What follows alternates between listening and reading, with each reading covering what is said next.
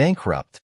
Sussexes bite the dust. 4. Paying up to €100 million as canceling contract with Netflix. The stunning announcement came as a shock to royal watchers around the world. Prince Harry and Meghan, the Duke and Duchess of Sussex, have been forced to file for bankruptcy. After years of high-profile media deals and a lavish lifestyle, the couple's financial troubles have finally caught up with them. The downfall appears to have been triggered by the abrupt termination of the Sussexes' multi-year, multi-million-dollar contract with streaming giant Netflix. Industry insiders claim the deal, valued at over €100 million, was ended due to the couple's failure to deliver the promised content.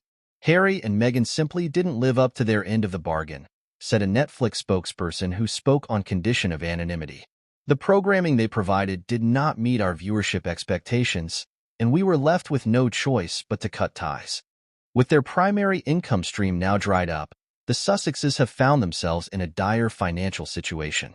Court documents reveal they owed debts totaling over €50 million to a variety of creditors, from private lenders to the British tax authority.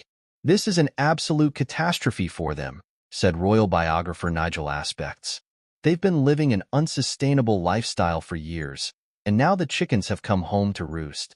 The Sussexes' extravagant spending habits have been well documented, from their reported £11 million California mansion to the extensive renovations on their former UK residence, Frogmore Cottage. Their decision to step back from royal duties in 2020 and pursue commercial ventures has now backfired spectacularly. Harry and Meghan thought they could just ride off into the sunset and make millions. But they've completely misjudged the market, Aspects continued. Nobody was that interested in their bland, vanilla content. The public wanted real royal drama, and they didn't deliver. With no obvious path to earning the kind of income they've grown accustomed to, the Sussexes find themselves in an increasingly precarious position. Their various business ventures, including a publishing deal, a production company, and a financial services startup, have all failed to gain traction. They've burned so many bridges, both in the UK and the US, said royal commentator Emily Andrews. No one wants to touch them with a 10-foot pole at this point. They've completely isolated themselves.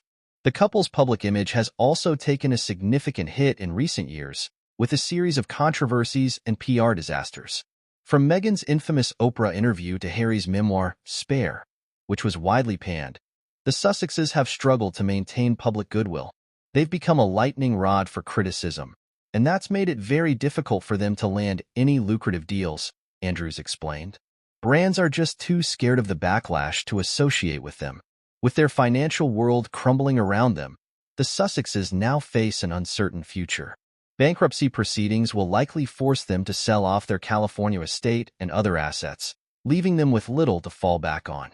They're going to have to completely reinvent themselves if they want any chance of recovering from this, Aspect said. But frankly, I don't know if the public will ever truly forgive them for their antics. As the Sussexes grapple with the fallout of their downfall, the royal family in the UK has largely remained silent. However, some sources suggest there may be a glimmer of hope for the estranged couple. There's a sense that the family, particularly the king, would be willing to extend an olive branch if Harry and Meghan were to humble themselves and make sincere amends, a palace insider revealed. But the ball is firmly in their court at this point. For now, the future remains murky for the once-fated Duke and Duchess. As they navigate the humiliation of bankruptcy, the Sussexes must decide whether to pursue a path of redemption or resign themselves to a life in the shadows of their former glory.